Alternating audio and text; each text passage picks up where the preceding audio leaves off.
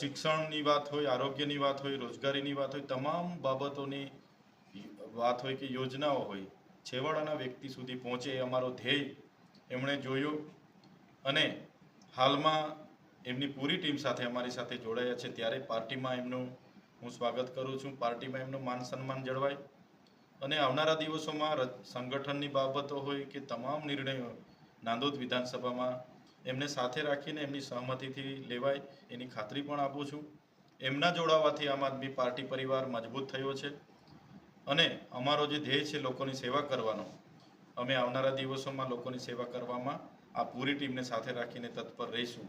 સાથે સાથે એ જ્યારે જોડાવાના હતા, આગળ એક દિવસે અમારી મિટિંગ મળી ત્યારે ચૂંટણી વખતે એ જોડાઈને એક સારા પદ અને ટિકિટની વાત કરી શકત, પણ ચૂંટણી પત્યા પછી આજે જોડાયા અને આગળ અમે વાત કરી ત્યારે એમણે કીધું કે આપણને કોઈ પદ કોઈ ખુરશીનો મોહ નથી, આપણને સત્તાનો મોહ નથી.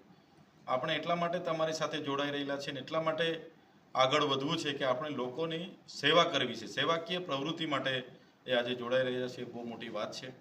એમને ખૂબ સારો અનુભવ છે. આગળ અમે 2015માં જ્યારે નર્મદા જિલ્લા પંચાયતમાં અમે ત્યારે જનતા દળમાં હતા અને એ કોંગ્રેસમાં હતા, ત્યારે અમે સાથે કામ કરેલું છે. એમને ખૂબ બહોળો વિસ્તૃત અનુભવ પણ છે, જેનો ઉપયોગ નાંદોદ વિધાનસભાના 3 તાલુકામાં થશે અને અમારા વિસ્તારોમાં પણ એમની સારી ત્યાં યુવાનો સાથે, એમના કાર્યકરો સાથે એમની ઓળખાણ છે.